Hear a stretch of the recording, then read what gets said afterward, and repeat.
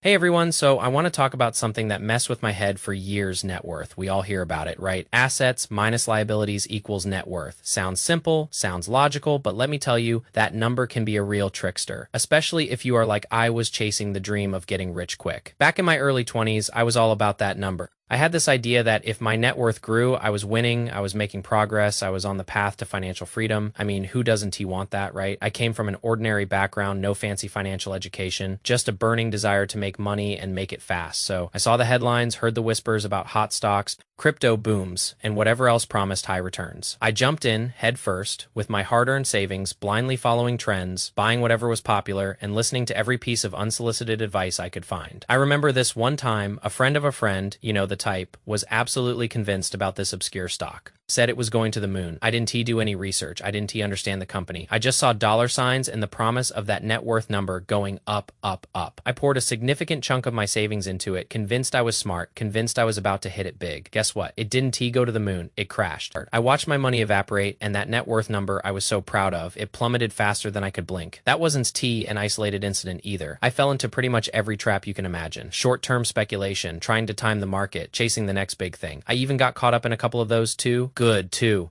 Be true schemes. Yeah, I know, hindsight is 20/20ths, but when you are young and naive and desperate to prove yourself, those high-yield promises sound incredibly convincing. I remember the pit in my stomach, the sleepless nights, the constant anxiety each time I lost money. It was a punch to the gut. I was literally throwing away my savings. The money I had worked so hard for, I was emotional, I was impulsive, and I had absolutely no risk management strategy. I just kept doubling down, hoping to recover my losses, which of course just led to bigger losses. It was a vicious cycle of chasing, losing, and getting more and more frustrated. My net worth became a roller coaster, mostly going down, and it was draining me mentally and financially. After losing a significant amount of what I had managed to save, I hit rock bottom. I was deflated, embarrassed, and completely lost. That is when I realized something had to change. This blind pursuit of a bigger net worth number was leading me nowhere, or rather, it was leading me into deeper debt and more regret. I finally started to understand that my approach was fundamentally flawed. My idea of what net worth represented, what it actually meant for my financial freedom, was completely off. So I started from scratch. I ditched the get-rich-quick mindset. I stopped chasing hot tips and began educating myself about actual financial principles. I learned about long-term investing, risk management, and the importance of a diversified portfolio. I shifted my focus from speculation to steady growth, from chasing hype to building a solid foundation. It was a slow, sometimes painful process of unlearning all the bad habits I had picked up. What I came to understand, and what I want to share with you today, is that the traditional net worth formula, assets minus liabilities, it is not wrong. It is just incomplete. It is a snapshot of solvency. A basic accounting measure, it tells you if you own more than you owe, which is important, but it doesn't tell you if you are truly free. It does tell you if your money is working for you in a way that provides real security and choice. It does tell you whether you can comfortably live your life without constant effort or fear. Think about it this way. That formula was designed by accountants. For accountants, it answers the question, are you solvent? Not, are you free? And those are two very different questions. You can have a high net worth on paper, but still feel trapped, still feel stressed about money. I know because I've been there. I had a decent net worth at one point, or so I thought, but I was living paycheck to paycheck, constantly worried about market fluctuations. Always anxious about the next bill that is not freedom, that is just a fancier kind of financial prison. The real eye-opener for me was realizing the difference between being rich and being wealthy. Most people, like I used to, confuse the two. Being rich to me is more about how you experience life. It is about joy, connections, experiences. It is not just a dollar amount. You can live richly with less money if you align your spending with your values, if you prioritize experiences over possessions. I've met people making tons of money who are absolutely miserable, and I've met people with modest incomes who live incredibly rich, fulfilling lives. Wealthy, on the other hand, is about having money that can sustain your life without your constant active effort. It is about having your money work for you so you don't have to work for it forever. And this is where the traditional net worth calculation falls short. It doesn't differentiate between assets that generate income and assets that just sit there or worse, cost you money. This brings me to a concept that truly changed my perspective: investable net worth. This isn't the same as your total net worth, and for most people, the numbers aren't even close. Investable net worth is the portion of your net worth that can actually generate income to pay for your lifestyle without you having to sell off your assets. It is the size of your money machine. Let me break down what I mean because this is crucial. When I was calculating my net worth, I was counting everything: my car, my clothes, my expensive gadgets, even my furniture. And yes, those things have value, but they don't generate income. They don't contribute to my financial freedom. In fact, most of them depreciate and cost me money to maintain. I was essentially inflating my sense of financial security with items that were actually liabilities in disguise. The biggest culprit for many people, and it certainly was for me, is their primary residence. We often told our house is our biggest asset, and it is. In a way, it provides shelter, and it can appreciate in value, but it is not a cash-flowing asset unless you are renting it out, which most of us aren't. It is a lifestyle asset. It is where you live, where you make memories, but it is not actively generating income to cover your living expenses. In fact, it is usually generating expenses, like mortgage payments, property taxes, and maintenance. I remember sitting down with my numbers after realizing this, and it was a humbling experience. I had this inflated idea of my total net worth, but when I stripped out all the lifestyle assets, the things that weren't actively making me money, my investable net worth was significantly smaller. It was a harsh reality check, but an absolutely necessary one. It was like finally seeing the true picture instead of the glossy Photoshop version I had been staring at. Here's a simple way to think about it. Truly wealthy households, the ones who have achieved real financial freedom, often have their primary residence making up a relatively small portion of their total net worth. Sometimes 20% or less. For most of us, though, it is much higher, often 50% or even more. This means if you have $1 million total net worth, but half of it is tied up in your house, your actual money, making capacity is only $500,000. And if you still have a mortgage, that number shrinks even further because you have to keep paying that debt.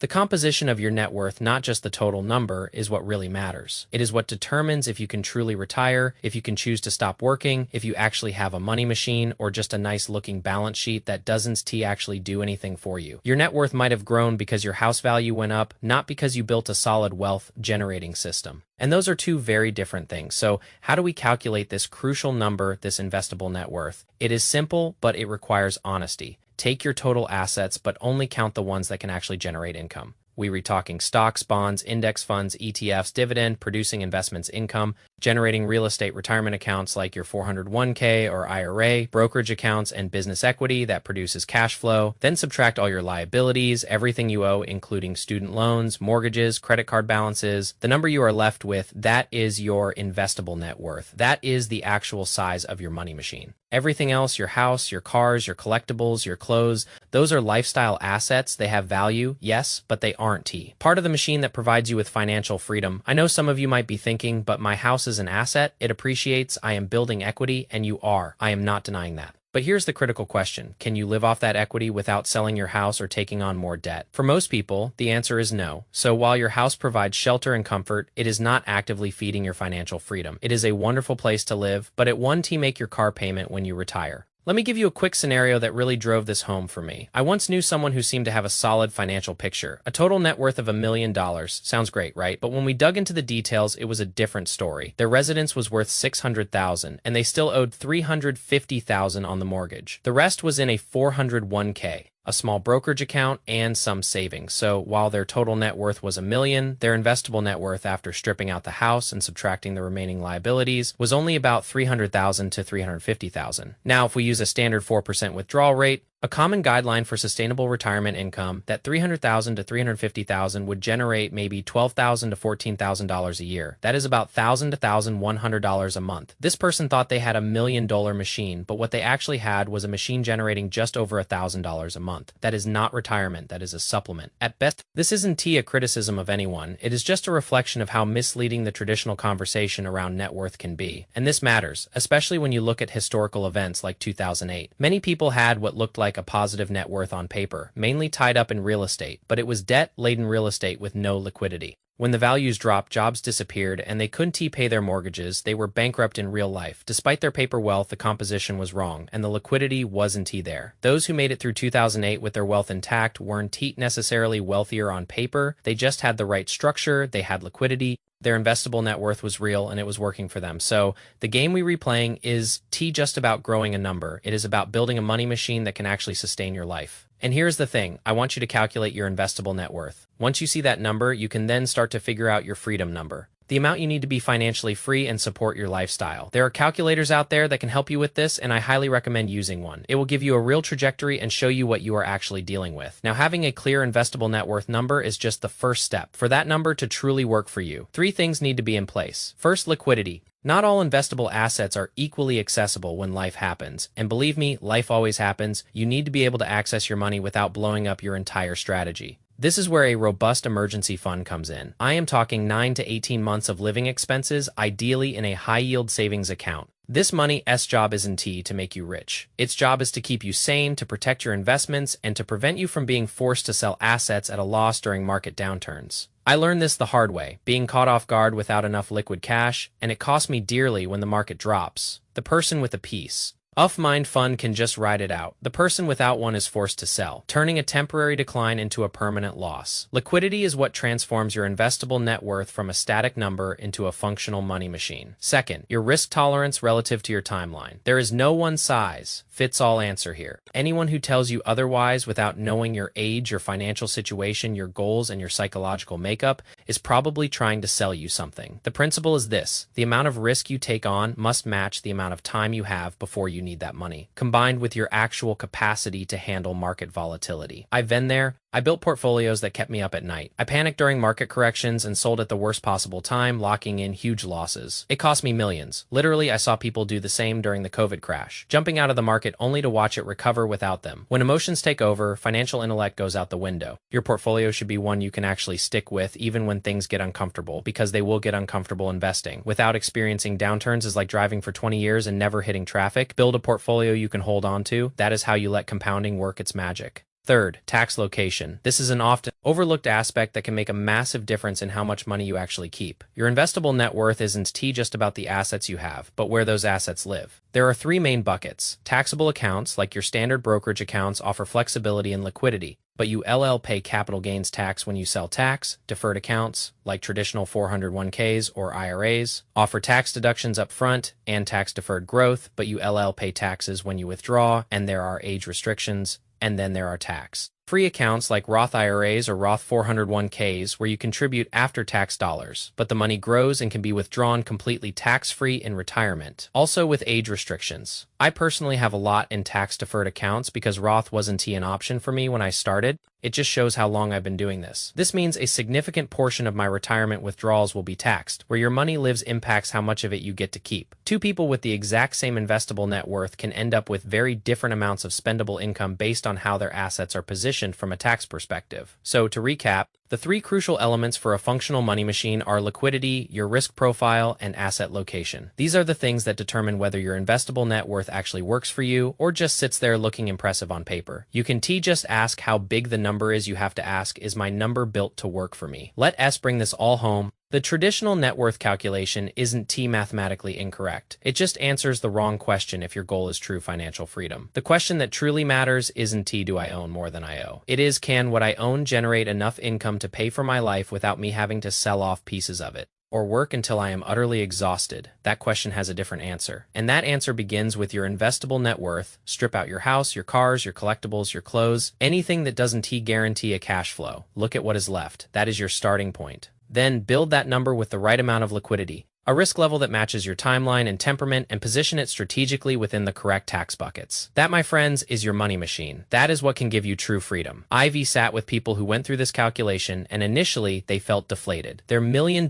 net worth shrunk to $400,000 in a matter of minutes. I understood that feeling because I went through it myself. But here is what I always say, at least now. If your investable net worth is positive at all, even if it is smaller than you thought, you have the capacity to build this. You just needed the right target, the right equation to solve. The math will always work out, but only if you are using the right math in the first place. You don't need to panic. You don't need to overhaul everything tomorrow. You just need to know the real number. Understand the gap between where you are and where you want to be, and start building towards it with intention. It is not complicated. It is just honest. Earning more money doesn't automatically make you free, but building a functional money machine that does. Now you understand what a money machine truly looks like. Under the hood, go calculate your investable net worth, compare it to your total net worth. See that gap, because once you see it, you can TNC it. And once you can TNC it, you LL start building towards it with purpose and clarity. If this helped you, if it gave you a new perspective on your financial picture, do me a favor, share this with someone who needs to hear it. I'd love to hear your thoughts, your reactions, especially after you do the math. I read every single comment, and if you haven't subscribed yet, hit that button. Now, this channel is for anyone who is tired of trading their time for money and wants to build something that works for them without them.